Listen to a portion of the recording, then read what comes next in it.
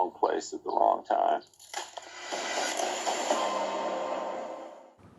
Hello everybody, welcome back to Screenstars. I'm here today to bring you my review for the 2022 action thriller Wrong Place, a film that is directed by Mike Burns.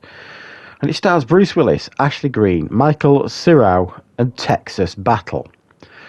Now, the film focuses on Bruce Willis's character Frank, who is the former police chief of this small American town.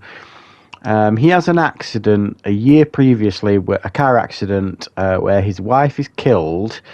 It turns out he was slightly over the limit, so he basically ends up losing everything. He loses his job, and he then has to become like a security guard at the local pawn shop. Not that kind of pawn shop. His daughter, played by Ashley Greene, has been diagnosed with cancer, and she's coming to visit her dad. Now, whilst Bruce Willis is working as a security guard at this pawn shop, there is an incident that happens out the back. A drug dealer has a confrontation with one of his employees and ends up shooting him. And this is witnessed by Bruce Willis, who then captures this guy. The guy then goes to prison, but his son, who witnesses Bruce Willis capturing him, then has to put this plan together to get his dad out of prison, because the only evidence that exists is Bruce Willis's testimony, because the cameras weren't operating. So he thinks, I know if I get rid of Bruce Willis, I'll get rid of any chance of my dad being convicted. However, the plan that he puts together is flawed at best. He goes after Bruce Willis, but ends up capturing his daughter. It all goes pretty much pear-shaped from that moment on. Right. What are my thoughts on Wrong Place? Well, this, hands down, is probably the dumbest film I've seen maybe ever. It is mind-numbingly stupid in almost every way. Now, say what you want about Bruce Willis films these last 2 or 3 years. We know now the truth is out in regards to some of the performances that we might have seen from Bruce Willis these last few years. My issue isn't really with Bruce Willis in this film. He isn't great, but that's okay. We kind of understand those reasons why. I can't personally fathom why he would read this script and think, I know, I'm going to do this film, regardless of how much his star has fallen. It's the dumbest script ever. I don't normally like to give away spoilers with these kind of reviews, but I'm going to have to talk a little bit in depth to back up why I think this is the dumbest film I think I've ever seen. Right. Tonally, it's completely off. Okay, it's like quite a serious subject matter. His daughter's got cancer, his wife's died in a car crash, so on and so forth. He's witnessed this murder, and he's got a target on his back. Fairly serious subject matters, you would think. And then this guy that's taken over as the chief of police, the actor Texas Battle, for some reason they decide to make him a comedy character, and it's just a bizarre choice. And they focus him on this film far too much. We think he's dead at one point. I'll get into that again a little bit later if I remember. There's so many things to talk about with this film.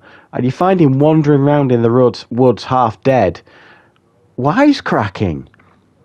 It's beyond bizarre, this character, and it does not fit the film tonally in any way, shape or form. Shocking decision. The Jake character, played by Michael Cera, who's the son of this drug dealer who puts this plan together to take out Bruce Willis, is, simply put, the dumbest criminal ever put on screen.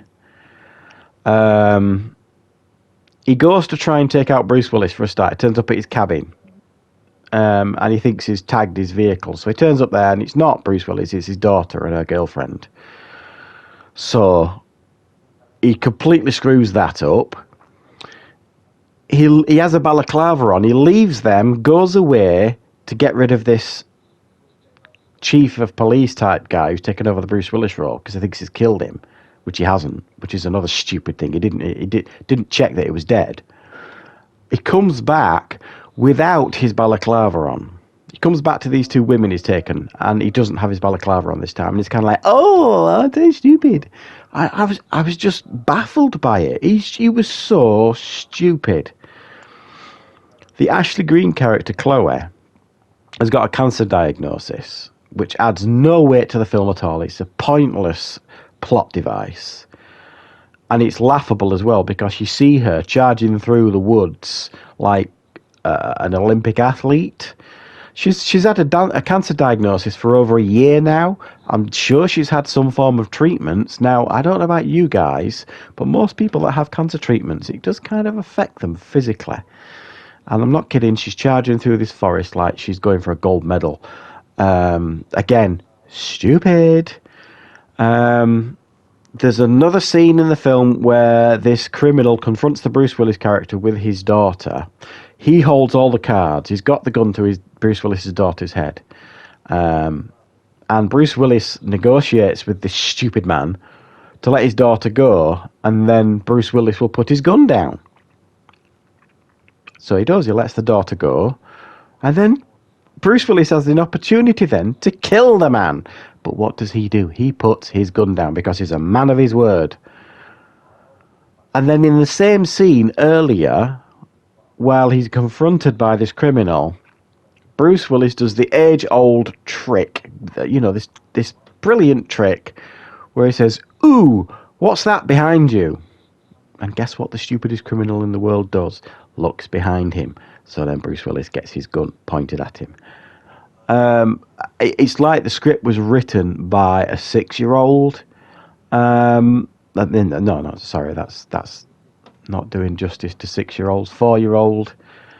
And then by the end of the film, it turns into a Home Alone film. You know, the criminal's getting kettles shoved in his face. All sorts of things happen to him. He's getting tripped up by tripwires. I mean, honestly, it turns into this weird Home Alone film by the end. And then right at the end, we get this weird Lord of the Rings ending where you've got the key characters who are left giving these awful speeches to camera that Robert De Niro would have struggled to pull off because the writing was so bad. I honestly do struggle genuinely to put into words how bad this film is. I will give most films a chance. As you guys know, I do watch quite a lot of questionable quality films on this channel for your entertainment. I put myself through it for you guys. Honestly, guys, you know, don't watch this. Unless you want to watch it for comedy value, there may be something there for you in that sense. But it's just tragic. It's just really, really dumb, and it is very, very sad to see Bruce Willis in a film this poorly, in arguably what is likely to be one of his last ever screen performances, and probably, arguably, his worst film I can think of. And I've reviewed a few of his bad films these last few years. This is the worst. It really is. I have to give this one a 2 out of 10. I couldn't fathom giving it a higher score. It is shockingly bad. Very little to recommend other than comedy value. And it really is one of those films that you have to see to believe, because there are just so many things wrong with it that will just have you completely and utterly scratching your head. So if you want a good laugh, check this one out. Otherwise, avoid it like the plague. So thank you very much for watching, everybody. I hope you enjoyed this review. I will be back with more content on the channel very, very soon.